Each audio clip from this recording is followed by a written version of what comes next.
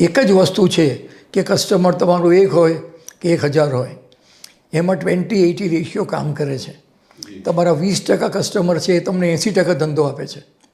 તમારી પાસે 100 પ્રોડક્ટ હોય, એમાંની 20% પ્રોડક્ટ તમને 80% પ્રોફિટ આપે છે. દરેક વસ્તુની ઉપર કોન્સન્ટ્રેટ કરવા જેવું નથી. જે કસ્ટમર 20% છે ને એની પાછળ પડવા જેવું છે. કારણ કે અનુભવ એવું કહે છે કે જે મજબૂત છે એને રિઇન્ફોર્સ કરો, જે વીક છે એને સ્ટ્રોંગ કરવામાં એનર્જી પુષ્કળ વપરાઈ જાય છે, એટલે એને ઊંચો મૂકી દો. અને જે 20% છે, જે 20% તમારી પ્રોડક્ટ છે, 20% તમારા કસ્ટમર્સ છે, 20% તમારા ડિસ્ટ્રીબ્યુટર્સ છે, રિટેલર્સ છે, એને રિઇન્ફોર્સ કરતા રહો.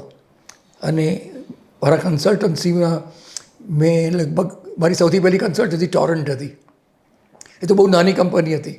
મહેતા સાહેબ તે વખતે તો જીવતા હતા. અને ત્યારથી મને ખબર પડી ગઈ કે જે વીક છે, કંપનીની અંદર વીક છે, એને કોઈને મેન્ટરને સોંપી દેવાનો કે ભાઈ તું આને તું બોલાવ, મારી પાસે સમય નથી. ગરબડ ક્યાં થાય છે કે બધા મેનેજરો જે વીક છે એની પાછળ લાગી જાય છે. એટલે ભાઈ જે સ્ટ્રોંગ છે ને એને નિગ્લેક્ટ કરવાની ટેવ પડી જતી હોય છે. અને જે કામનો માણસ છે ને એને વખાણના 2 શબ્દ કહેનાર કોઈ છે નહીં.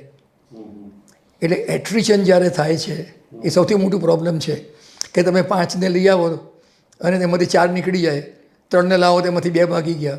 સૌથી મોટું કારણ એ છે કે એમના તરફ ધ્યાન ઓછું થતું જાય છે. એ ખોટું છે. એમના પર જ ધ્યાન આપવાની જરૂર છે અને એમને જ સાંભળવાની જરૂર છે.